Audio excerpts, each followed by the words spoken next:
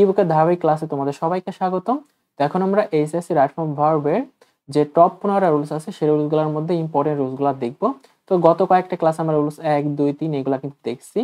তো আমরা এখন ধারাবাহিকভাবে পরবর্তী রুলসগুলো একটু দেখব। তো এখানে দেখো আমাদের রুলস নাম্বার আছে 6। এখন আমরা এই ক্লাসে রুলস 6 আর 7 একসাথে আলোচনা করব, ঠিক আছে? তো দেখো আমাদের এইখানে আছে কি মোডাল অক্সিলারি ভার্ব। তো আমাদের যদি এই প্যাসেজে সেন্টেন্সের মধ্যে যদি মোডাল অক্সিলারি ভার্ব থাকে, অর্থাৎ can, could, may, might, should এগুলা যদি থাকে, তাহলে ভার্ব হবে কি বি অন হবে। তো এখানে তোমাদের আরেকটা বিষয় অ্যাড করি, যেমন ধরো আমাদের এই প্যাসেজের মধ্যে প্যাসিভ ভয়েস আছে, অর্থাৎ সাবজেক্টটা ইনঅ্যাক্টিভ আছে, এবং আমাদের এখানে কি আছে ক্যান, কুড, মে এগুলো আছে। তো যদি মোরাল ভার্বে আমাদের প্যাসিভ হয় তাহলে কি করবা, তোমরা এই মোরাল ভার্বের পরে একটা বি দিবা, অতিরিক্ত একটা বি দিবা, তারপরে বি3 দিয়ে করবা। এটা হলো আমাদের মূলত প্যাসিভের নিয়ম করতে হবে আর কি। তো আমরা একটু দেখি সেন্টেন্সগুলো, সহজ আছে এটা কিন্তু। How long will you live ask the king. তো এখানে বলছে দেখো ঢাকা বোর্ড 2024 আসছে, এটা কিং বলছে যে তুমি কতদিন বাঁচবে আর কি।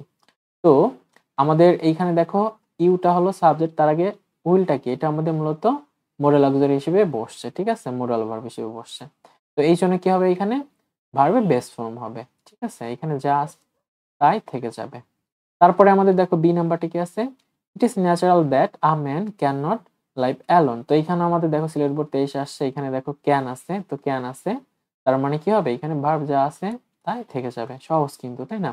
তো এই বিষয়টা তোমরা মেক শিওর হবা, যদি আমাদের সেন্টেন্সে মোডাল অক্সিলারি থাকে তাহলে আমরা ভার্বের সাথে বি অন দিব। আর যদি সাবজেক্টটা আমাদের নিষ্ক্রিয় হয়, অর্থাৎ ইনঅ্যাক্টিভ হয়, তাহলে প্যাসিভ ভয়েসে করব। এটা একটা রুলস দেওয়া হচ্ছিল, যাই হোক এরকম রুলস তোমরা হয়তো দু একটা পেয়ে যাবা বোর্ড কোশ্চেনে। তো দেখো এখানে আ ম্যান কিন্তু আমাদের অ্যাক্টিভ, ঠিক আছে, এখানে যদি ইনঅ্যাক্টিভ হইতো তাহলে আমরা কি করতাম, বি দিয়ে এটার সাথে ইডি যোগ করতাম আর কি, ঠিক আছে, এই বিষয়টা তোমরা মাথায় রাখবে আর কি।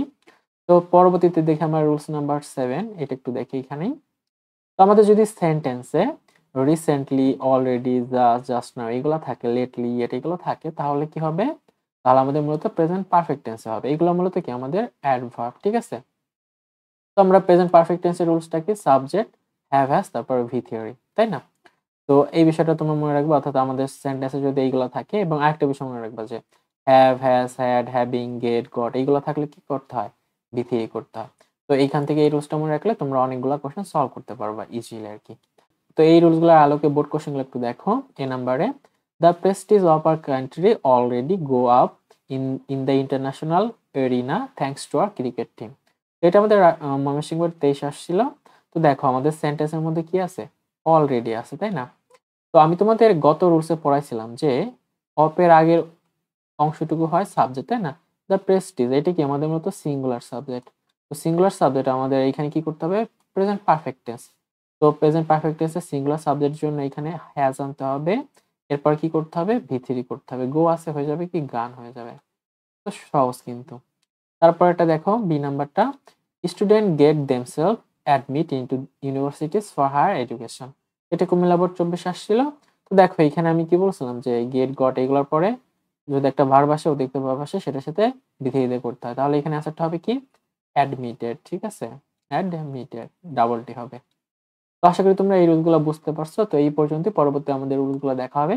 তো টাটা।